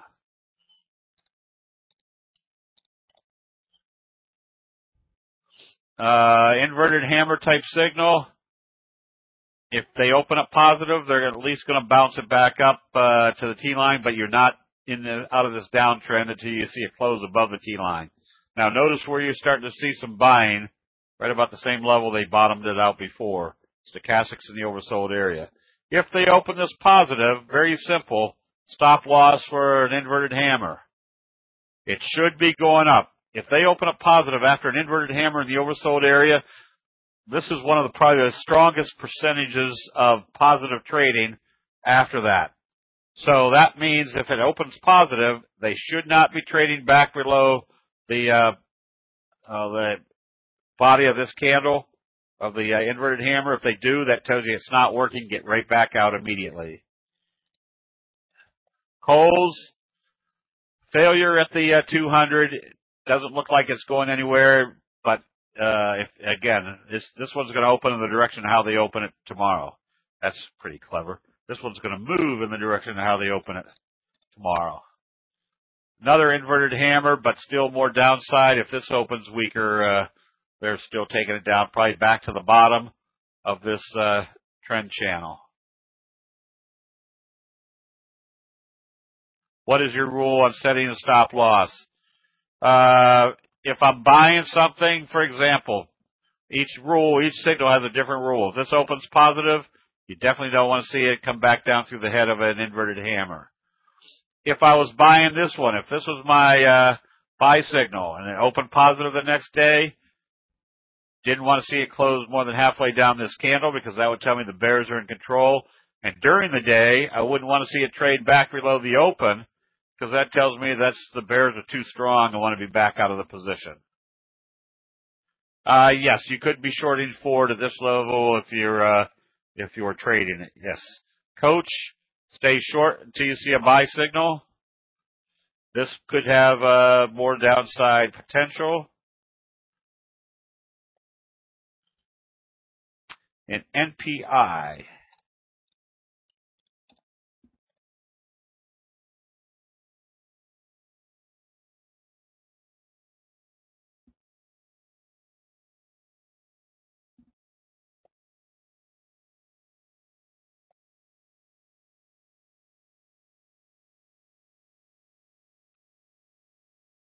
NPI, I'm just trying to check to see what time it is. Is it 10 o'clock already? Shazam. We're way over time. I would be shorting this. I may do the rest of these real quick. 13 price crossing over 8 Joseph Banks. moving average. Whoops. We didn't do NPI. NPI. Well, NPI, this one you could be buying if it comes back up through the T line. Then Joseph Banks. This one is back up through kind of on that little, I want to say a cradle type pattern, or this one you stay long as it stays above the T line. SBAC.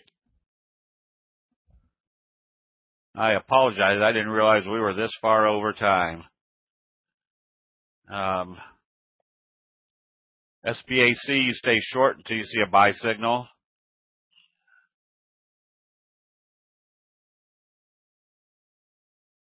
Sub,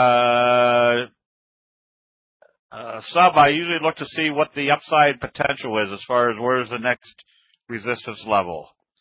I don't care what the previous trading was, because if you're coming out of a fry pan bottom, it's been a flat trader for months or weeks, the new trade would be much different. So betas, gammas, deltas don't have anything to do with what the next price move will be on a candlestick pattern. MTW, another one that can be shorted if it opens weaker tomorrow. That tells you the bulls failed. And TEX, what was that, TEX? No, same scenario. This one can be shorted if it opens weaker tomorrow. Do you use targets or close only on move below the T line? I use targets, but if it's usually my target is for the upside. If it closes back below the T line, yeah, I want to be back out of it. I hope I answered the question correctly. TSL, this one you should be out of it. You can't short it because it's below $5. Yeah, you can't short. Most brokerage firms won't let you short below $5 unless that has changed recently. DWA. This one had a nice move out of here, and then as you see, it failed at the 200, so we closed it out. Right now, I wouldn't be back in it until it breaks out through the 200. As you can see, you're probably in a sideways trading mode at this point.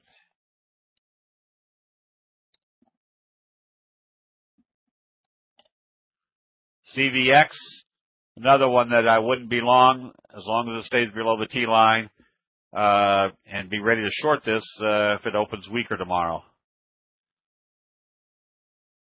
Let's see, did we do BIDU? BIDU needs to open positive. All right, we did that one.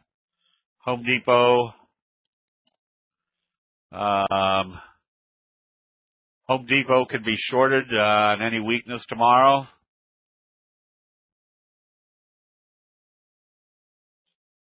Las Vegas Sands.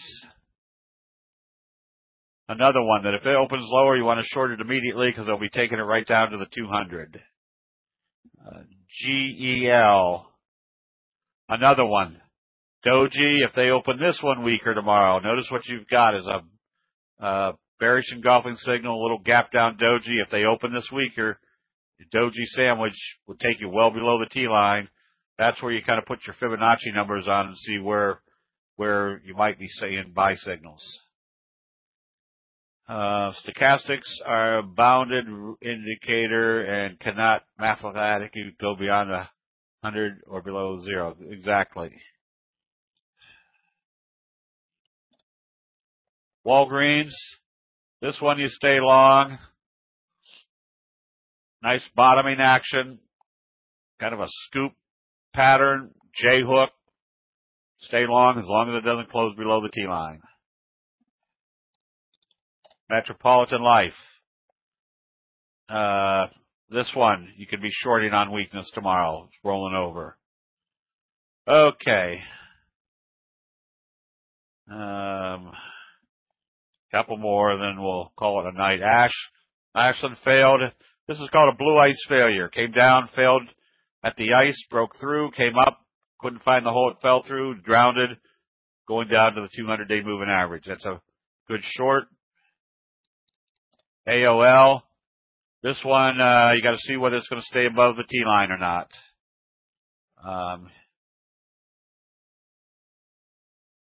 Ed waves, I just can't use 3-wave count. I'm not going to stay in a stock long enough to know whether it's in wave 5, 6, 7, 8, 9 or an ABC retracement. If I can see what the signals are telling me, I'll go with the with what the signals are telling me with the anticipation it's in a wave. Okay, all right. Yeah, I've kept you all way over time. Yeah, there's Abraham at candlestickforum.com. Just tell them you'd like to see a copy of today's session. Okay. Yeah, we're way over time.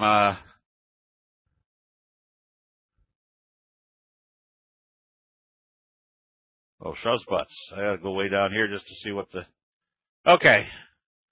Let's call it a night. Again, sorry to keep you over time. I hope we got enough demonstration on the rounding bottoms, but they are the ones to go after, because that's where the pops are coming from, is when they come breaking out of those. All right, with that, have a good evening. We will see you all in the morning. Have a good evening.